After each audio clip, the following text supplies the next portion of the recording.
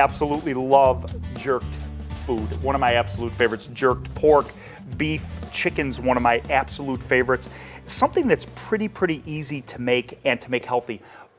There are some pre-made jerk seasonings, dry rubs, marinades, which are all basically the same thing available on the shelves. When you find a marinade, it's usually loaded with sugar and with salt. You have to watch it like a hawk. The dry rubs, always loaded with a ton of salt. So it's kind of hard to just grab something off the shelf and say, I want to do jerk chicken or add that flavor into something without making it yourself. I'm choosing to do a wet marinade today rather than a dry rub, and I've put together some different ingredients just to try to experiment, to come up with the same flavor, the sort of same consistency of that spicy, hot Jamaican flavors without adding some of the problem areas in spices, because we've talked about this many times. Herbs and spices are rarely a problem. Food that tastes good, that has a lot of flavor, isn't necessarily bad for you, except when it comes to salt. Salt is a natural flavor enhancer. It's something that I love to use. Salt is very difficult to use properly, even as a professional chef. I worked for a couple of years to try to really learn that skill, to allow the salt to do its job, or add the right amount of salt in to do its job of bringing out the natural flavor of the food, but not overpower the food. It's found in a lot of simple Mediterranean dishes, but unfortunately, in most foods, it's added as a massive flavor enhancer to open up the pores on our tongue to make us taste the food more, to make us want to eat more. So it's used for very different reasons. I like to avoid it whenever possible. We don't need that quantity of it. I've got some nice scallions here, a little bit of bay leaf that I broke up nice and fine, a little bit of lemon juice.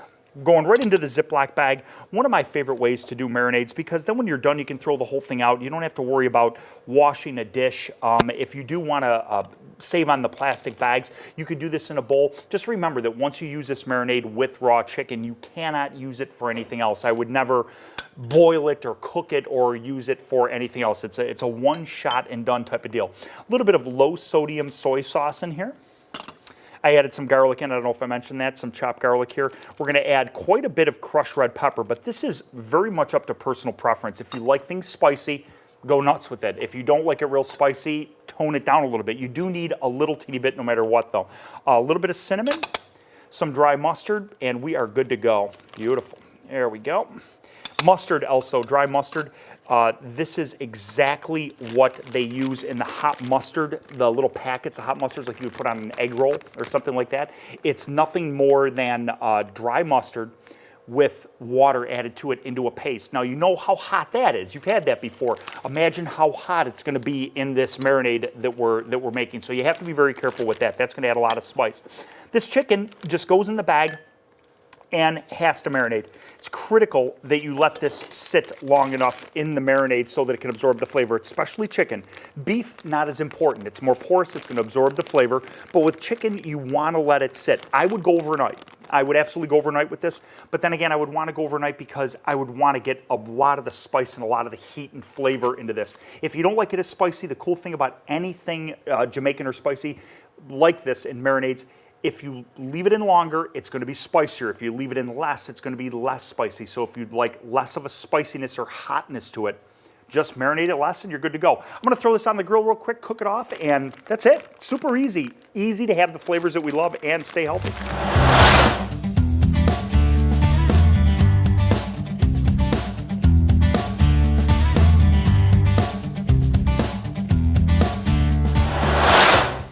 Man, I love using the grill. I have such a hard time stopping the grilling process, even when it comes to winter. It'll be January, February with 3 feet of snow on my back deck, and I'll still fire up the grill to cook these off. What I will do, though, is cook a whole bunch of them at once, heat up the grill once, make the mess once, and get everything done quickly, have it done in advance, and freeze them up. Love the spicy flavor of this. Reminds me of summer, nice and spicy, full-body flavored marinade that you can incorporate into your diet and still stay on point. Good stuff.